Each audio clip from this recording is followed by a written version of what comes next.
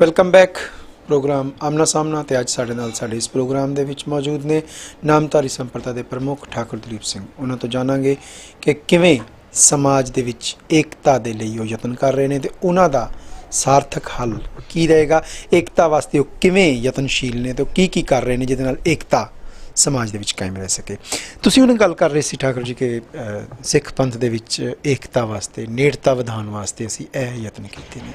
सिखां दी एकता की गल तो आपां बाद विच करांगे। सब तो पहलां तो आपां नामधारी समाज की एकता की गल करिए। इस वेले तुहाडे अपने समाज दे विच कई हिस्से हो चुके ने। बाबा जगजीत सिंह होरां दी अकाल चलाने तो बाद जिहड़ा एक भैणी साहब वाला धड़ा सीगा वो भी दो हिस्सिਆਂ ਵਿੱਚ ਵੰਡਿਆ ਗਿਆ। एकता वास्ते सब तो पहला कि तुहानूं घर दे विच एकता करन दी जरूरत नहीं है। सर चरणजीत सिंह जी तुसीं जो कहा ये बिल्कुल ठीक है कि सानूं अपने घर दे विच पहलों एकता करनी चाहिए है। मैं इस गल नाल सहमत हाँ। इहदे वास्ते मैं बहुत यतन कीते ने क्योंकि मैं 3 पीढ़ियां दी लड़ाई हंडा चुकिया। साडे दादा जी सरगुरु प्रताप सिंह जी ते महाराज निहाल सिंह जी उन्हां दे छोटे भाई साहब जिहड़े राज सभा दे मैंबर सी, उन्हां समय भी भरावां दी लड़ाई होई सी। उदों भी पंथ दा बहुत वड्डा नुकसान होया सी। जिहड़ा मुख स्थान है साडा भैणी साहब तो बाद दूसरा स्थान जीवन नगर हरियाणे विच इस वेले इत्थों तक सी कि उस लड़ाई दे समय उस जीवन नगर डेरे दी कुरकी हो गई सी। सरदार प्रताप सिंह कैरों दा राज सी अते महाराज बीर सिंह जी जिहड़े सतगुरु प्रताप सिंह जी दे छोटे साहिबजादे सतगुरु जगजीत सिंह जी दे छोटे भाई अते मेरे अते ठाकुर उदय सिंह जी दे पिता जी ने इन्हां नूं झूठे कतल केस विच फसा के कई महीने जेल विच रहना पिया सी। सो इहो जिहा बहुत कुछ मैं वेख्या। उस तो बाद सतगुरु जगजीत सिंह जी समय भी महाराज बीर सिंह जी नाल लड़ाई हुई। उहदा भी पंथ नूं पहली तो भी बहुत ज़्यादा नुकसान होया। ये दोवें लड़ाइयां नहीं सी होणियां चाहीदियां गुरु घर विच, पर होईयां। इन्हां सारियां चीज़ां नूं वेख के ते मैं बहुत यतन कीते सन कि सतगुरु जगजीत सिंह जी ते महाराज बीर सिंह जी दी लड़ाई भी आपस विच मुक जावे। जे वो नहीं सी असी मुका सके किसी कारण तो उस तो बाद अगों नूं ये लड़ाई ना पवे। माता चंद कौर जी ने बहुत ज़्यादा यतन करके 2006 सन विच गुरु परिवार नूं फिर इकट्ठियां कर दिता सी। सतगुरु जगजीत सिंह जी महाराज बीर सिंह जी नूं इकट्ठियां कीता। उन्होंने जफियां पाईयां भरावां ने आपस विच। मैनू भी उन्होंने कृपा की सद के नेड़ करवाया। हालांकि मेरे वालों तो कभी कोई गल ही नहीं सी, पर जो भी उत्थे उस समय के हालात बने सी उहदे विच जिहड़े उत्थे आगू कामयाब सन वो उत्थे मैनू भैणी साहब नहीं सी वड़न देंदे। माता जी ने वो भी वाड़िया, सारे पंथ नूं इकट्ठा किया। पर ठाकुर उदय सिंह जी अते मुख रूप विच सन जगतार सिंह जी इन्हां दोवां ने अगों इन्हां दे नाल कोई 2 होर इन्हां ने आगू साडे रला के इन्हां ने फिर उस इकट्ठे होए पंथ नूं परिवार नूं वखरियां कर दिता। माता जी ने फिर बुलाया, इन्हां ने फिर वखरियां कर दिता। कुल मिला के ये इन्ने भारू हो गए कि इन्हां ने सतगुरु जगजीत सिंह जी दे दर्शन करन आई अपनी सक्की माँ बेबे दलीप कौर जी नूं हस्पताल विचों कढ़ दिता। वो 20 दिन उत्थे बाहर बूहे अगे जाके अरदास करते रहे ने, इन्होंने दर्शन नहीं करन दिते। सो इस तरह का कुछ मेरे छोटे भाई साहब जिन्हों का इस वेले भैणी साहब ते कब्जा है ठाकुर उदय सिंह जी मेरे तो 5 साल छोटे ने। उन्हां दी सोच ये है कि असी इकट्ठ नहीं होण देना। इस करके उन्होंने अपनी सक्की माँ नूं भी कढ़ दिता क्योंकि माता चंद कौर जी साडे ताई माता जी सन। मैनू पालिया ही उन्होंने है, बहुत ज़्यादा कृपा मेरे ते कीती, बहुत प्यार करते सी। वैसे मैं ये भी दर्शकों की जानकारी वास्ते दसना चाहना कि सतगुरु प्रताप सिंह जी मेरे दादा जी उन्होंने दे 2 साहिबजादे सी। सतगुरु जगजीत सिंह जी वड्डे सी, वो गद्दी ते विराजमान होए अते छोटे भाई सन महाराज बीर सिंह जी। सतगुरु जगजीत सिंह जी दे घर कोई बच्चा नहीं सी। महाराज बीर सिंह जी का वड्डा पुत्र मैं सां। ਮਹਾਰਾਜ ਵੀਰ ਸਿੰਘ ਜੀ ਨੇ ਆਪਣਾ ਪੁੱਤਰ ਸਤਿਗੁਰੂ ਜਗਜੀਤ ਸਿੰਘ ਜੀ ਨੂੰ ਦੇ ਦਿੱਤਾ ਸੀ।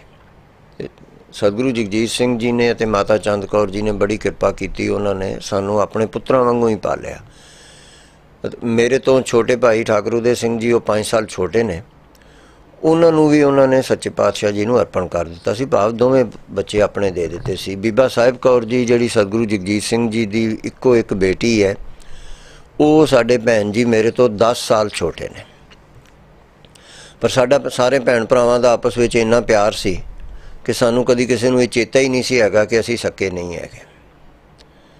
ਉਸ ਤੋਂ ਬਾਅਦ ਜਿਵੇਂ ਸਮਾਂ ਬਦਲਿਆ, ਮਹਾਰਾਜ ਵੀਰ ਸਿੰਘ ਜੀ ਦੀ ਅਤੇ ਸਤਿਗੁਰੂ ਜਗਜੀਤ ਸਿੰਘ ਜੀ ਦੀਆਂ ਦੂਰੀਆਂ ਵੱਧਦੀਆਂ ਗਈਆਂ। ਉਸ ਤੋਂ ਬਾਅਦ ਹਾਲਾਤ ਮਾੜੇ ਹੋ ਗਏ। ਅੱਜ ਹਾਲਾਤ ਬਹੁਤ ਜ਼ਿਆਦਾ ਮਾੜੇ ਨੇ, ਇਹ ਠੀਕ ਹੈ, ਪਰ ਇਹਦੇ ਵਿੱਚ ਮੈਂ ਸਤਿਗੁਰੂ ਜੀ ਦੇ ਹੁੰਦਿਆਂ ਵੀ ਬਹੁਤ ਯਤਨ ਕੀਤੇ ਸਨ, ਪਰ ਜਦੋਂ ਮੇਰੇ ਛੋਟੇ ਭਾਈ ਸਾਹਿਬ ਵੀ ਉਹ ਯਤਨ ਸਿਰੇ ਨਹੀਂ ਚੜ੍ਹਨ ਦਿੰਦੇ, ਫਿਰ ਮੇਰੀ ਪੇਸ਼ ਨਹੀਂ ਜਾਂਦੀ। ਔਰ ਉਹ 2 ਜਣੇ ਰਲੇ ਨੇ, ਸਨ ਜਗਤਾਰ ਸਿੰਘ ਜੀ, ਸਾਡੇ ਭਣੋਈਆ ਜੀ ਨੇ। ਇਹਨਾਂ ਦੋਵਾਂ ਦੀ ਮੁੱਖ ਰੂਪ ਦੇ ਵਿੱਚ ਇਹ ਸੋਚ ਹੈ, ਅੱਗੋਂ ਅਸੀਂ ਦੋਸ਼ ਕਿਸੇ ਨੂੰ ਵੀ ਦੇਈ ਜਾਈਏ, ਬਾਕੀ ਦੇ ਤਾਂ ਸਾਰੇ ਸੇਵਕ ਨੇ, ਨੌਕਰ ਨੇ। ਇੱਕ ਗੱਲ ਮੈਂ ਬਹੁਤ ਸਪਸ਼ਟ ਕਰ ਦੇਵਾਂ ਕਿ ਇਹਦੇ ਵਿੱਚ ਕੋਈ ਸ਼ੱਕ ਨਹੀਂ ਕਿ ਕੁਝ ਲੋਕ ਚੁਗਲੀਆਂ ਕਰਕੇ ਜਾਂ ਤੱਤੀਆਂ ਠੰਡੀਆਂ ਗੱਲਾਂ ਕਰਕੇ ਲੜਾਈਆਂ ਪਾਉਂਦੇ ਨੇ, ਭਰਾਵਾਂ 'ਚ ਪਾਠਕ ਪਾਉਂਦੇ ਨੇ, ਵਧਾਉਂਦੇ ਨੇ। ਪਰ ਇਹਦੇ ਵਿੱਚ ਵੀ ਕੋਈ ਸ਼ੱਕ ਨਹੀਂ ਕਿ ਜੇ ਮਾਲਕਾਂ ਦੀ ਮਰਜ਼ੀ ਹੋਵੇ ਕਿ ਅਸੀਂ ਨਹੀਂ ਲੜਨਾ, ਤੇ ਫਿਰ ਨੌਕਰਾਂ ਦੀ ਜ਼ਰੂਰਤ ਨਹੀਂ ਹੈਗੀ ਕਿ ਉਹ ਉੱਥੇ ਖਲੋ ਜਾਣ। ਜਿਵੇਂ ਸਾਡੇ ਘਰ ਦੇ ਵਿੱਚ ਕੋਈ ਨੌਕਰ ਹੋਵੇ ਜਿਹੜਾ ਆਖੇ ਨਾ ਲੱਗੇ, ਆਪਾਂ ਉਹਨੂੰ ਕੱਢ ਸਕਦੇ ਹਾਂ, ਰੱਖਦੇ ਹੀ ਨਹੀਂ।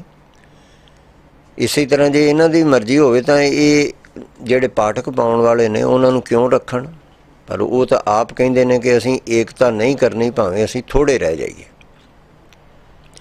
ਸੋ ਇਸ ਕਰਕੇ ਨਾਮਧਾਰੀ ਪੰਥ ਦੇ ਵਿੱਚ ਸਰਦਾਰ ਚਰਨਜੀਤ ਸਿੰਘ ਜੀ, ਤੁਸੀਂ ਜਿਹੜੀ ਗੱਲ ਕੀਤੀ ਹੈ, ਪਰਿਵਾਰਕ ਏਕਤਾ ਬਿਲਕੁਲ ਪਹਿਲੋਂ ਹੋਣੀ ਚਾਹੀਦੀ ਹੈ। ਪਰਿਵਾਰਕ ਏਕਤਾ ਹੋਵੇਗੀ ਤਾਂ ਹੀ ਪੰਥ ਇਕੱਠਾ ਹੋਏਗਾ। ਜੇ ਪਰਿਵਾਰਕ ਏਕਤਾ ਨਹੀਂ ਹੁੰਦੀ ਤਾਂ ਪੰਥ ਇਕੱਠਾ ਹੋ ਹੀ ਨਹੀਂ ਸਕਦਾ।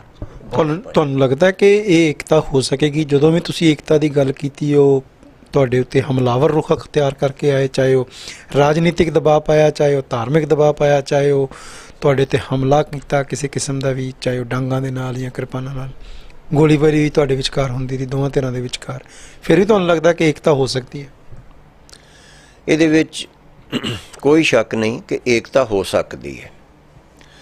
ਲੋਕ 7 ਪੀੜ੍ਹੀਆਂ ਦੇ ਵਿੱਚ ਦੁਸ਼ਮਣੀਆਂ ਕਰਕੇ, ਇੱਕ ਦੂਜੇ ਦੇ ਕਤਲ ਕਰਕੇ ਇਕੱਠੇ ਹੋ ਸਕਦੇ ਨੇ, ਤੇ ਅਸੀਂ ਕਿਉਂ ਨਹੀਂ ਹੋ ਸਕਦੇ? ਜਿਹੜੀ ਗੱਲ ਤੁਸੀਂ ਕੀਤੀ ਗੋਲੀਬਾਰੀ ਦੀ, ਸਾਡੇ ਵੱਲੋਂ ਉਹਨਾਂ 'ਤੇ ਕਦੀ ਗੋਲੀ ਨਹੀਂ ਚਲਾਈ ਗਈ।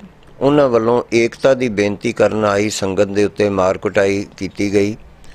ਇੱਕ ਵਾਰੀ ਨਹੀਂ, ਇਹ ਕੁਛ ਕਈ ਵਾਰੀ ਹੋਇਆ, ਔਰ ਗੋਲੀ ਵੀ ਚਲਾਈ ਗਈ। ਇਸ ਤੋਂ ਅੱਗੇ ਹੋਰ ਬਹੁਤ ਕੁਛ ਹੋਇਆ।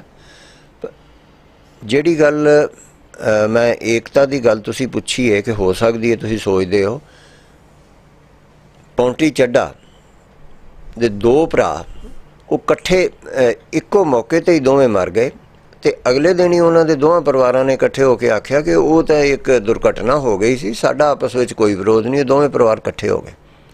ਅਸੀਂ ਕਿਉਂ ਨਹੀਂ ਹੋ ਸਕਦੇ? ਇਸੇ ਤਰ੍ਹਾਂ ਜੇ ਦੇਸ਼ ਬਚਾਉਣ ਵਾਸਤੇ ਸੋਨੀਆ ਗਾਂਧੀ ਜੀ ਅਤੇ ਵਾਜਪੇਈ ਜੀ ਇੱਕ ਮੰਚ 'ਤੇ ਰਾਮਲੀਲਾ ਮੈਦਾਨ ਵਿੱਚ ਆਖ ਸਕਦੇ ਨੇ ਕਿ ਦੇਸ਼ ਵਾਸਤੇ ਅਸੀਂ ਇਕੱਠੇ ਹਾਂ, ਤੇ ਅਸੀਂ ਨਾਮਧਾਰੀ ਪੰਥ ਦੇ ਅਤੇ ਗੁਰੂ ਪਰਿਵਾਰ ਅਸੀਂ ਕਿਉਂ ਨਹੀਂ ਇਕੱਠੇ ਹੋ ਸਕਦੇ?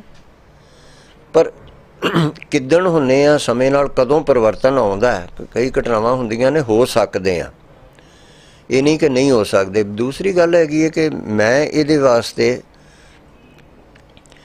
ਬਹੁਤ ਜ਼ਿਆਦਾ ਯਤਨ ਕੀਤੇ ਨੇ, ਹਰ ਪ੍ਰਕਾਰ ਦਾ ਤਿਆਗ ਕੀਤਾ, ਪਰ ਠਾਕੁਰ ਉਦੈ ਸਿੰਘ ਜੀ ਅਤੇ ਸਨ ਜਗਤਾਰ ਸਿੰਘ ਜੀ ਉਹ ਨਹੀਂ ਮੰਨੇ, ਇਸ ਕਰਕੇ ਏਕਤਾ ਨਹੀਂ ਹੋਈ।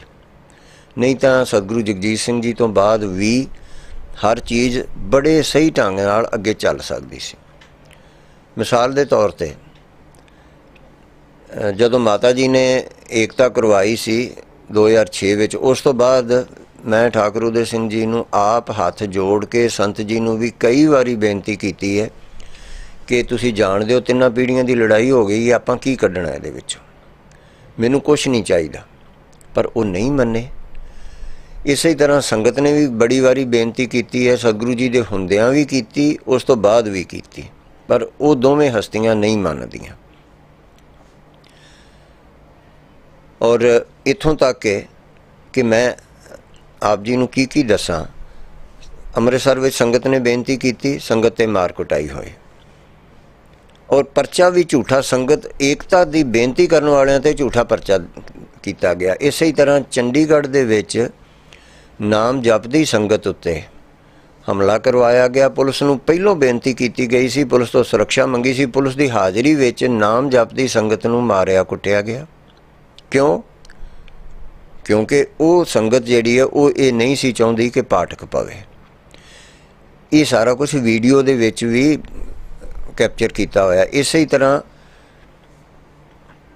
ਸੰਤ ਨਗਰ ਵਿੱਚ ਉੱਥੇ ਇੱਕ ਗੁਰਦੁਆਰੇ ਵਿੱਚ ਨਾਮ ਜਪਦੀ ਅਰਦਾਸ ਕਰਦੀ ਸੰਗਤ ਦੇ ਉੱਤੇ ਠਾਕੁਰ ਉਦੇ ਸਿੰਘ ਜੀ ਦੇ ਸੇਵਕਾਂ ਨੇ ਗੋਲੀ ਚਲਾਈ ਔਰ ਉਹਨਾਂ ਦੇ ਆਦੇਸ਼ ਨਾਲ ਸਭ ਕੁਝ ਹੋਇਆ। ਉੱਥੇ ਵੀ ਪੁਲਿਸ ਦੀ ਹਾਜ਼ਰੀ ਵਿੱਚ ਗੋਲੀ ਚੱਲੀ। ਕਿਉਂ? ਕਿਉਂਕਿ ਉੱਥੋਂ ਦੀ ਸੰਗਤ ਠਾਕੁਰ ਉਦੇ ਸਿੰਘ ਜੀ ਦਾ ਨਾਮ ਅਰਦਾਸੇ 'ਚ ਨਹੀਂ ਸੀ ਲੈਂਦੀ, ਇਸ ਕਰਕੇ ਉਹਨਾਂ 'ਤੇ ਗੋਲੀ ਚਲਾਤੀ ਗਈ। ਪਰਚਾ ਪਹਿਲੋਂ ਉਹਨਾਂ 'ਤੇ ਹੋਇਆ, ਫਿਰ ਵਾਪਸ ਉਹਨਾਂ ਦੇ ਉੱਤੇ ਹੀ ਕ੍ਰਾਸ ਕੇਸ ਬਣਾ ਕੇ ਉਹਨਾਂ ਨੂੰ ਉਹਨਾਂ ਦੇ ਪੈਰੀਂ ਪੈਣ ਲਈ ਮਜਬੂਰ ਕੀਤਾ ਗਿਆ ਜਿਨ੍ਹਾਂ ਨੇ ਗੋਲੀ ਚਲਾਈ ਸੀ।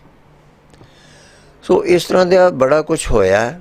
ਕਿਤੇ ਕੋਈ ਸੁਣਵਾਈ ਨਹੀਂ ਹੋ ਰਹੀ। ਸਰਕਾਰ ਕਿਸੇ ਪਾਰਟੀ ਦੀ ਹੋਵੇ, ਕਾਂਗਰਸ, ਭਾਜਪਾ, ਅਕਾਲੀ, ਕੋਈ ਪਾਰਟੀ ਹੋਵੇ, ਏਕਤਾ ਚਾਹੁਣ ਵਾਲਿਆਂ ਦੀ, ਸ਼ਾਂਤੀ ਚਾਹੁਣ ਵਾਲਿਆਂ ਦੀ ਕੋਈ ਸੁਣਵਾਈ ਨਹੀਂ ਹੋ ਰਹੀ। ਇਹਦੇ ਕਰਕੇ ਜਿਹੜੇ ਭੈਣੀ ਸਾਹਿਬ ਵਾਲੇ ਜਿਹੜੇ ਸਮਾਜ ਵਿੱਚ ਹਿੰਸਾ ਫੈਲਾ ਰਹੇ ਨੇ ਉਹਨਾਂ ਨੂੰ ਉਤਸ਼ਾਹ ਮਿਲਦਾ, ਉਹ ਹਿੰਸਾ ਕਰਨੀ ਚਾਹੁੰਦੇ ਨੇ। ਦੂਸਰੇ ਪਾਸੇ ਮੇਰੇ ਵੱਲੋਂ ਜਾਂ ਮੇਰੇ ਸਾਥੀਆਂ ਵੱਲੋਂ ਕੋਈ ਹਿੰਸਾ ਦਾ ਸਵਾਲ ਹੀ ਪੈਦਾ ਨਹੀਂ ਹੁੰਦਾ, ਪਰ ਜਦੋਂ ਮਜਬੂਰ ਕੀਤਾ ਜਾਂਦਾ ਸੰਗਤ ਨੂੰ, ਫਿਰ ਆਪਣੇ ਬਚਾਅ ਲਈ ਕਿਸੇ ਨੇ ਕੁਛ ਤਾਂ ਕਰਨਾ ਹੀ ਹੁੰਦਾ। ਜਿਹੜੀ ਗੱਲ ਤੁਸੀਂ ਕਹੀ ਹੈ ਕਿ ਨਾਮਧਾਰੀਆਂ ਦੀ ਆਪਸੀ ਲੜਾਈ ਦੀ ਗੱਲ, ਸਾਡੇ ਵੱਲੋਂ ਕੋਈ ਲੜਾਈ ਨਹੀਂ ਕਿਸੇ ਕਿਸਮ ਦੀ। ਅਸੀਂ ਤਾਂ ਹੱਥ ਜੋੜਦੇ ਹਾਂ, ਉਦੋਂ ਵੀ ਜੋੜਦੇ ਸਾਂ, ਅੱਜ ਵੀ ਜੋੜਦੇ ਹਾਂ ਕਿ ਪੰਥ ਇਕੱਠਾ ਹੋ ਜਾਵੇ। ਔਰ ਇਹ ਜਿਹੜਾ ਲੜਾਈ ਜਿਹਨੂੰ ਕਿਹਾ ਜਾ ਰਿਹਾ, ਮੀਡੀਆ ਵਾਲੇ ਜਿਸ ਗੱਲ ਨੂੰ ਕਹਿ ਦਿੰਦੇ ਨੇ ਜੀ ਕਿ ਦੋ ਪੱਖਾਂ ਦੀ ਲੜਾਈ ਹੈ ਜੀ, ਦੋ ਪੱਖਾਂ ਦੀ ਗੋਲੀ ਚੱਲੀ, ਉਹ ਲੜਾਈ ਨਹੀਂ ਹੈਗੀ। ਸਾਡੇ ਵੱਲੋਂ ਪੰਥ ਜੋੜਨ ਦਾ ਸੰਘਰਸ਼ ਹੈ, ਉਹਨਾਂ ਵੱਲੋਂ ਪੰਥ ਤੋੜਨ ਦਾ ਸੰਘਰਸ਼ ਹੈ। ਇਹ ਜਿਹੜੀ ਏਕਤਾ ਦੇ ਤੁਸੀਂ ਯਤਨ ਕਰ ਰਹੇ ਹੋ, ਇਹ ਸਿਰਫ ਤੁਹਾਡੇ ਵੱਲੋਂ ਹੀ ਨੇ ਕਿ ਉਸ ਧਿਰ ਵੱਲੋਂ ਵੀ ਕੋਈ ਏਕਤਾ ਦੀ ਗੱਲ ਚੱਲਦੀ ਹੈ? ਉਸ ਧਿਰ ਵੱਲੋਂ ਯਾਨੀ ਕਿ ਭੈਣੀ ਸਾਹਿਬ ਤੇ ਕਾਬਜ ਧੜਾ, ਮੇਰੇ ਛੋਟੇ ਭਾਈ ਸਾਹਿਬ ਤੇ ਭਣੋਈਆ ਜੀ, ਉਹਨਾਂ ਵੱਲੋਂ ਵਿਖੇਪਤਾ ਦੀ ਗੱਲ ਹੈ, ਏਕਤਾ ਦੀ ਨਹੀਂ। ਏਕਤਾ ਦੀ ਸਿਰਫ ਸਾਡੇ ਵੱਲੋਂ ਹੈ। ਤੁਸੀਂ ਮੀਡੀਆ ਦੇ ਉੱਤੇ ਦੋਸ਼ ਲਾਇਆ ਨਾ ਕਿ ਮੀਡੀਆ ਸਾਡੀ ਦੋ ਧੜਿਆਂ ਦੀ ਲੜਾਈ ਬਣਾ ਦਿੰਦਾ। ਤੁਹਾਨੂੰ ਨਹੀਂ ਲੱਗਦਾ ਕਿ ਦੂਸਰਾ ਧੜਾ ਜਿਹੜਾ ਭੈਣੀ ਸਾਹਿਬ ਵਾਲੇ ਇਹ ਗੱਲ ਕਹਿ ਦਿੰਦੇ ਨੇ ਕਿ ਕਿਤੇ ਨਾ ਕਿਤੇ ਸਾਡੀ ਗੱਦੀ ਦੀ ਲੜਾਈ ਹੈ ਜਿਸ ਨੂੰ ਲੈ ਕੇ ਸਾਰਾ ਵਿਵਾਦ ਚੱਲ ਰਿਹਾ ਹੈ? ਕਹਿਣ ਨੂੰ ਤਾਂ ਕੋਈ ਕੁਛ ਵੀ ਕਹਿ ਦੇਵੇ, ਕਹਿਣ ਤੋਂ ਕੋਈ ਕਿਸੇ ਨੂੰ ਰੋਕ ਨਹੀਂ ਸਕਦਾ, ਪਰ ਗੱਦੀ ਦੀ ਲੜਾਈ ਤਾਂ ਹੁੰਦੀ ਹੈ ਕਿ ਜੇ ਮੈਂ ਗੱਦੀ ਮੰਗਦਾ ਹੋਵਾਂ ਜਾਂ ਮੈਂ ਕਿਸੇ ਤੋਂ ਖੋਹਦਾ ਹੋਵਾਂ। ਮੈਨੂੰ ਤਾਂ ਸਤਿਗੁਰੂ ਜਗਜੀਤ ਸਿੰਘ ਜੀ ਵੱਲੋਂ ਭਰੀ ਸੰਗਤ ਦੇ ਵਿੱਚ ਜਾ ਕੇ ਬਸਤਰ, ਨਾਰੀਅਲ ਵਗੈਰਾ ਦਿੱਤੇ ਗਏ ਕਿ ਤੈਨੂੰ ਗੱਦੀ ਮਿਲੀ ਹੈ। ਮੈਂ ਉਹ ਸਾਰਾ ਕੁਝ ਮੱਥੇ 'ਤੇ ਲਾ ਕੇ ਮੈਂ ਆਖਿਆ ਜੀ ਕਿ ਮੈਂ ਇਹਨੂੰ ਸਿਰ ਮੱਥੇ ਪ੍ਰਵਾਨ ਕਰਦਾ, ਪਰ ਪੰਥ ਇਕੱਠਾ ਰੱਖਣ ਵਾਸਤੇ, ਏਕਤਾ ਕਾਇਮ ਰੱਖਣ ਵਾਸਤੇ ਮੈਂ ਵੱਖਰੀ ਗੱਦੀ ਨਹੀਂ ਲਾਵਾਂਗਾ। ਅਤੇ ਮੈਂ ਮਾਤਾ ਜੀ ਦੇ ਅੱਗੇ ਉਹ ਰੱਖ ਕੇ, ਉਹਨਾਂ ਦੀ ਤਸਵੀਰ ਅੱਗੇ ਰੱਖ ਕੇ ਆਖਿਆ ਕਿ ਇੱਥੇ ਆਪਾਂ ਸਾਰੇ ਮੱਥਾ ਟੇਕ ਸਕਦੇ ਹਾਂ, ਇਸ ਲਈ ਪੰਥ ਇਕੱਠਾ ਰਹਿ ਸਕਦਾ, ਇੱਥੇ ਟੇਕ ਲਓ। ਦੁੱਖ ਦੀ ਗੱਲ ਇਹ ਹੈ ਕਿ ਮੇਰੀ ਇਸ ਗੱਲ ਨੂੰ ਨਾ ਮਾਤਾ ਜੀ ਨੇ ਪ੍ਰਵਾਨ ਕੀਤਾ, ਨਾ ਭੈਣੀ ਸਾਹਿਬ ਵਾਲਿਆਂ ਨੇ ਕੀਤਾ, ਕਿਉਂਕਿ ਭੈਣੀ ਸਾਹਿਬ ਵਾਲਿਆਂ ਤਾਂ ਖੈਰ ਕਰਨਾ ਹੀ ਕੀ ਸੀ, ਅਤੇ ਸੰਗਤ ਨੇ ਵੀ ਇਸ ਗੱਲ ਨੂੰ ਨਹੀਂ ਮੰਨਿਆ। ਨਹੀਂ ਤਾਂ ਨਾਮਧਾਰੀ ਪੰਥ ਉਦੋਂ ਹੀ ਮਾਤਾ ਜੀ ਨੂੰ ਮੰਨ ਕੇ ਇਕੱਠਾ ਰਹਿ ਸਕਦਾ ਸੀ। ਜਿਹੜੀ ਸੋਚਣ ਦੀ ਲੋੜ ਇਹ ਹੈ ਕਿ ਇਹ ਮਾਤਾ ਜੀ ਨੂੰ ਮੰਨਣ ਵਾਲੀ ਪਹਿਲ ਅਸੀਂ ਨਾਮਧਾਰੀਆਂ ਨੇ ਕੀਤੀ ਸੀ। ਸਾਨੂੰ ਵੇਖ ਕੇ ਸਾਡੇ ਨਿਰੰਕਾਰੀ ਵੀਰਾਂ ਨੇ ਮਾਤਾ ਜੀ ਨੂੰ ਮੰਨ ਲਿਆ ਬਾਬਾ ਹਰਦੇਵ ਸਿੰਘ ਜੀ ਦੇ ਘਰੋਂ, ਅਤੇ ਉਹਨਾਂ ਨੇ ਆਪਣਾ ਪੰਥ ਇਕੱਠਾ ਰੱਖ ਲਿਆ, ਪਰ ਅਸੀਂ ਆਪਣਾ ਪੰਥ ਇਕੱਠਾ ਨਹੀਂ ਰੱਖ ਸਕੇ। ਸੋ ਸਾਡੇ ਵੱਲੋਂ ਕੋਈ ਲੜਾਈ ਨਹੀਂ ਗੀ, ਮੈਂ ਗੱਦੀ ਨਹੀਂ ਲਾਉਂਦਾ। ਇੱਥੋਂ ਤੱਕ ਠਾਕੁਰ ਉਦੇ ਸਿੰਘ ਜੀ ਨੂੰ ਕਹਿ ਚੁੱਕੇ ਹਾਂ ਕਿ ਜੀ ਤੁਸੀਂ ਪੰਥ ਇਕੱਠਾ ਕਰੋ, ਪੰਥ ਦੋਖੀਆਂ ਨੂੰ ਕੱਢੋ, ਅਸੀਂ ਤੁਹਾਨੂੰ ਮੰਨਣ ਨੂੰ ਤਿਆਰ। ਇੱਥੋਂ ਤੱਕ ਵੀ ਕਹਿ ਚੁੱਕੇ ਹਾਂ। ਮੇਰੇ ਵੱਲੋਂ ਕੋਈ ਜਾਇਦਾਦ ਦੀ ਮੰਗ ਨਹੀਂ, ਕੋਈ ਗੱਦੀ ਦੀ ਲੜਾਈ ਨਹੀਂ। ਜੋ ਲੜਾਈ ਹੈ ਉਹਨਾਂ ਵੱਲੋਂ, ਔਰ ਮੈਂ ਇੰਨਾ ਇੱਥੋਂ ਤੱਕ ਤਿਆਗ ਕਰ ਚੁੱਕਿਆ ਕਿ ਇਸ ਵੇਲੇ ਸਵਾਏ ਇਸ ਪੰਜ ਭੂਤਕ ਸਰੀਰ ਤੋਂ ਕੋਈ ਚੀਜ਼ ਤਿਆਗ ਕਰਨ ਨੂੰ ਮੇਰੇ ਕੋਲ ਬਾਕੀ ਨਹੀਂ ਬਚੀ। ਅਤੇ ਪੰਥ ਦੀ ਏਕਤਾ ਵਾਸਤੇ ਇਹ ਸਰੀਰ ਵੀ ਤਿਆਗਣ ਨੂੰ ਤਿਆਰ ਆ ਔਰ ਪੰਥ ਦੀ ਏਕਤਾ ਵਾਸਤੇ ਹਰ ਯੋਗ ਸ਼ਰਤ ਮੰਨਣ ਨੂੰ ਤਿਆਰ ਆ, ਅਯੋਗ ਕੋਈ ਨਹੀਂ ਮੰਨਣੀ। ਮੀਡੀਆ 'ਤੇ ਦੋਸ਼ ਲਾਉਣ ਦੀ ਗੱਲ ਜਿਹੜੀ ਤੁਸੀਂ ਕੀਤੀ ਹੈ, ਮੈਂ ਮੀਡੀਆ 'ਤੇ ਦੋਸ਼ ਨਹੀਂ ਲਾਇਆ। ਜੋ ਮੀਡੀਆ ਕਰਦਾ ਸਿਰਫ ਉਹ ਇੱਕ ਗੱਲ ਦੱਸੀ ਹੈ, ਪਰ ਇਹਦੇ ਵਿੱਚ ਕੀ ਸ਼ੱਕ ਹੈ ਕਿ ਮੀਡੀਆ ਇਸ ਗੱਲ ਨੂੰ ਨਹੀਂ ਚੁੱਕਦਾ ਜਿਹੜੀਆਂ ਗੱਲਾਂ ਅਸੀਂ ਚੰਗੀਆਂ ਕਰਦੇ ਹਾਂ, ਜਿਹੜੀਆਂ ਮੈਂ ਚੰਗੀਆਂ ਕਹਿਣਾ, ਮੇਰੀਆਂ ਕਹੀਆਂ ਨਹੀਂ, ਮੈਂ ਤਾਂ ਕੀਤੀਆਂ ਨੇ, ਕਿ ਅਸੀਂ ਸਾਡੇ ਵਿੱਚੋਂ ਨਾਮਧਾਰੀਆਂ ਵਿੱਚੋਂ 3 ਵੱਖਰੇ ਹੋ ਗਏ ਸੀ, 3 ਟੋਟੇ ਸਾਡੇ ਵਿੱਚੋਂ ਨਿਕਲ ਗਏ ਸੀ।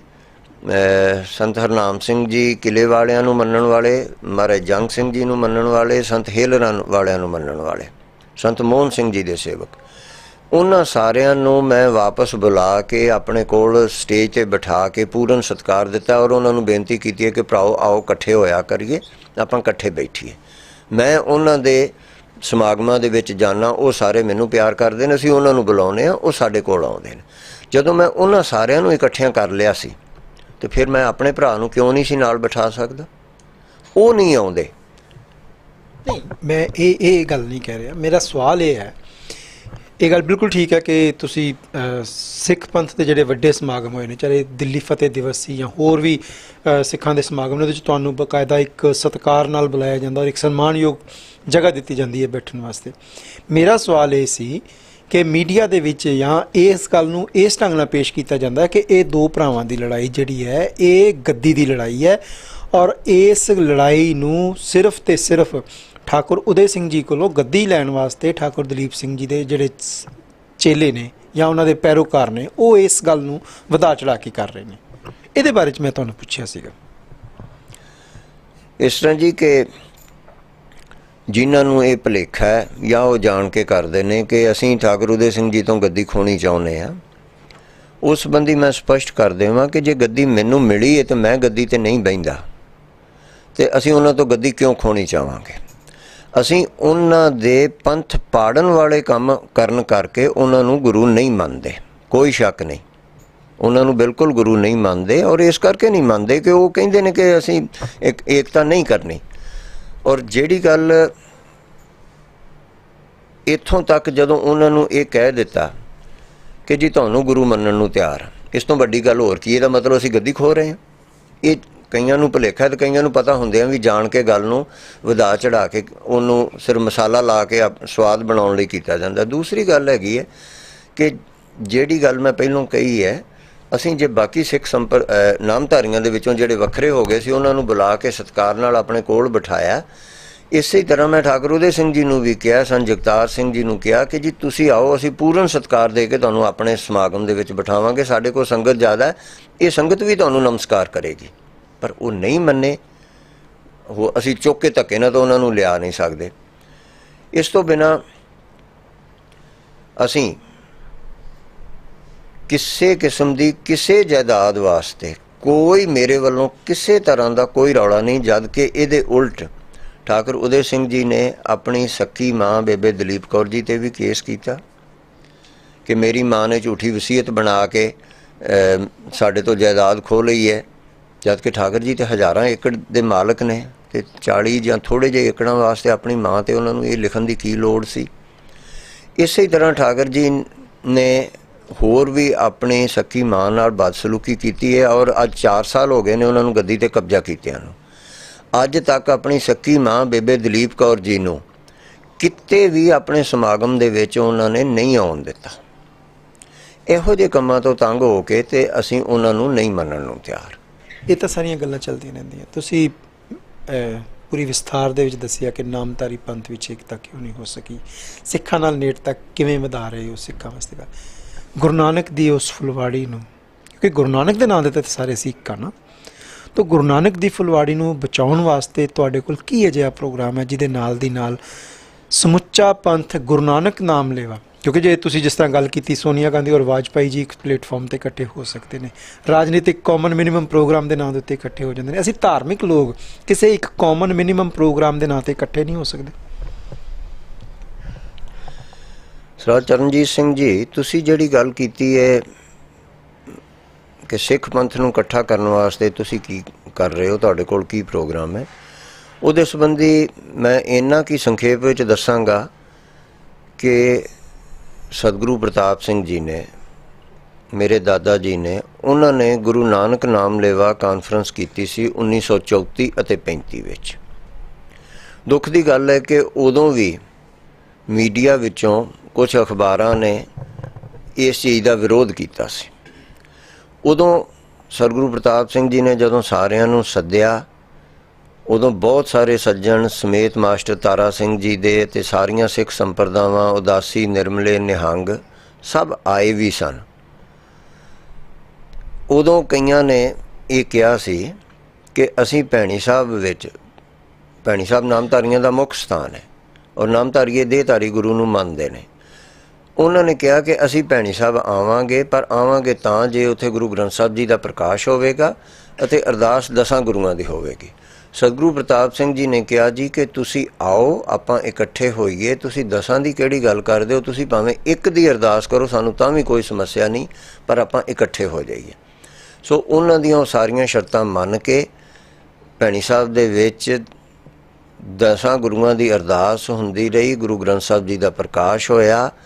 भाई अर्जन सिंह जी बागड़िया सन, वो अरदास करते सन ते उत्थे समुचे सिख संप्रदावां, समुचे आगूआं ने मिल के इस गल ते सहमति प्रगट की कि आपां किसी का खंडन ना करिए, अपना मंडन कर लईए, एक दूसरे नूं माड़ा ना आखीए। पर वो गल कुछ समा चली, उस तो बाद फिर उहो जिहा कुछ ही होया।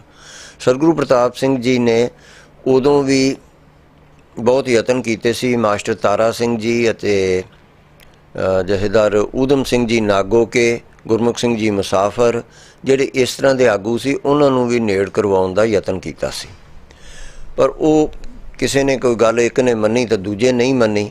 होया की है कि साडे विच जदों तो चोणां आ गईयां, इस प्रजातंत्र ने साडा सिख पंथ का बहुत वड्डा नुकसान किया। ये कैंसर सानू घुण वांगू अंदरों खा गया। इहदे करके बहुत ज़्यादा लड़ाइयां वध गईयां ने सिख पंथ विच।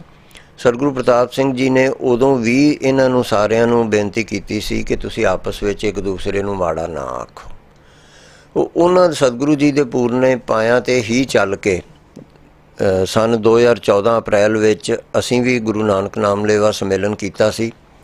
उत्थे भी इकट्ठियां करके सिखां नूं बेनती कीती सी।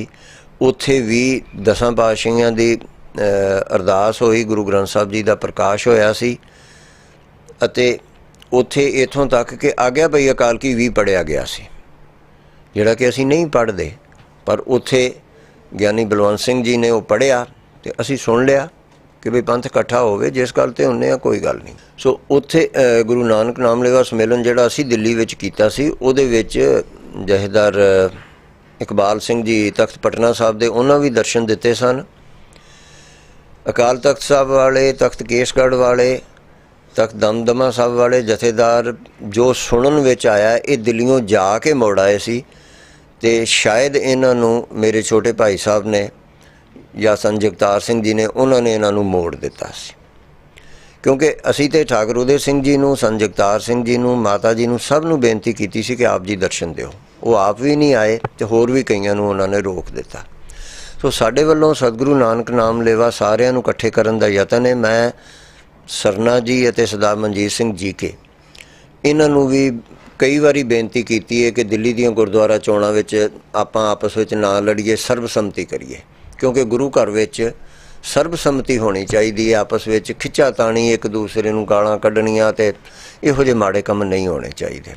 उन्होंने हाँ तो कीती सी, अगों हुण की करनगे ये उन्हां नूं पता।